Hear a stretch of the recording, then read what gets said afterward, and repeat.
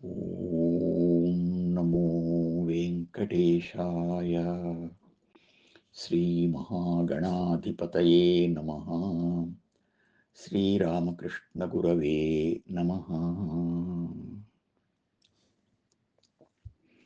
విధిపూర్వకముగ ఆత్మ ప్రదక్షిణము చేసి నీకు ప్రణతియునర్తున్ మదినణుగమనముదలచుచు మొదలిటి రూపం మునిమ్ము మోహన రూపా. సుస్థిరమైన ఆత్మస్వరూపంతో కదలకుండా నిలిచిన కమనీయమూర్తి వెంకటేశ్వర, మంగళహారతి సేవ జరిగిన తరువాత శాస్త్రోక్త పద్ధతిలో ఆత్మ ప్రదక్షిణం చేసి నీకు సాష్టాంగ నమస్కారం సమర్పిస్తున్నాను.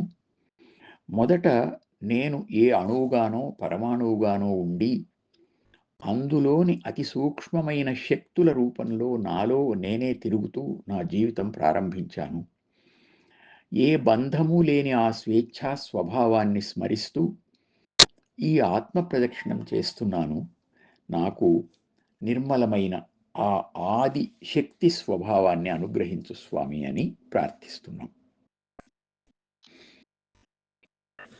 మనం పూజా విధానాన్ని కల్పోక్త ప్రకారేణ అంటే కల్పంలో చెప్పబడిన ప్రకారంగా చేస్తున్నాం. కల్పం అనేది వేదాలకు సంబంధించిన ఒక శాస్త్రం. ప్రతి వేదానికి శిక్షా వ్యాకరణం ఛందః నిరుక్తం జ్యోతిషం తథా కల్పశ్చేతి షడంగాని వేదస్యాహుర్మనీషిణః అని 6 శాస్త్ర విధానాలు ఉంటాయి.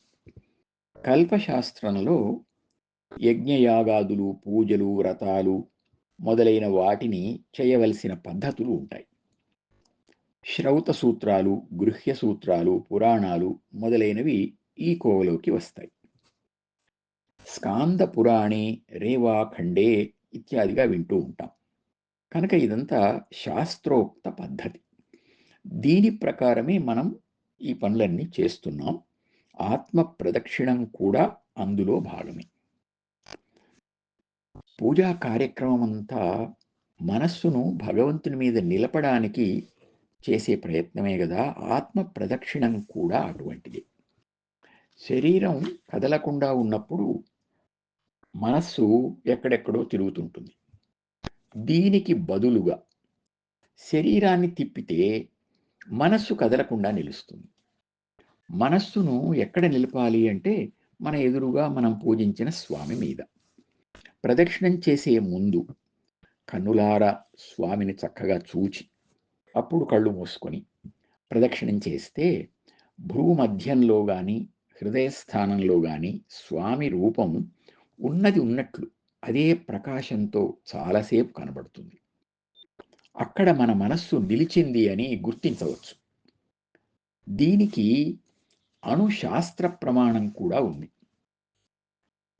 ఈ సమస్త సృష్టి మనస్సుతో కూడా కలిపి అణు పరమాణు సంయోగంతో ఏర్పడిందని అణు సిద్ధాంతం తెలియజేస్తుంది.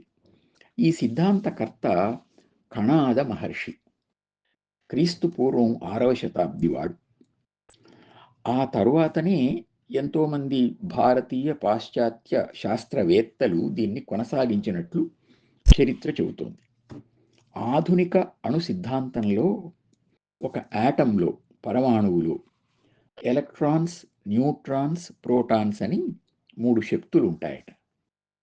న్యూట్రాన్, ప్రోటాన్లు కేంద్ర స్థానంలో మధ్యలో స్థిరంగా ఉంటే ఆ కేంద్రం చుట్టూ ఎలక్ట్రాన్లు తిరుగుతూ ఉంటాయట. ఇది ప్రకృతి ధర్మం.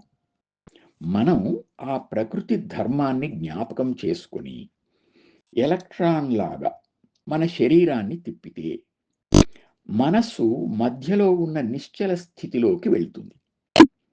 నిజానికి మనస్సుతో కూడిన మనం ఈ పరమాణువు నుండి వచ్చిన వాళ్ళమే కదా.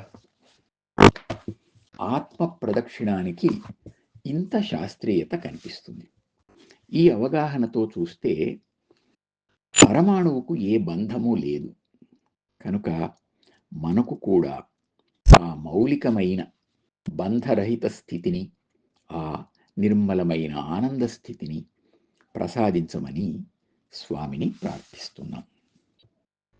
విధిపూర్వకముగా ఆత్మ ప్రదక్షిణము చేసి నీకు ప్రణతియునర్తున్ మదినణుగమనము తలచుచూ మొదలిటి రూపము నిమ్ము మోహన రూపా.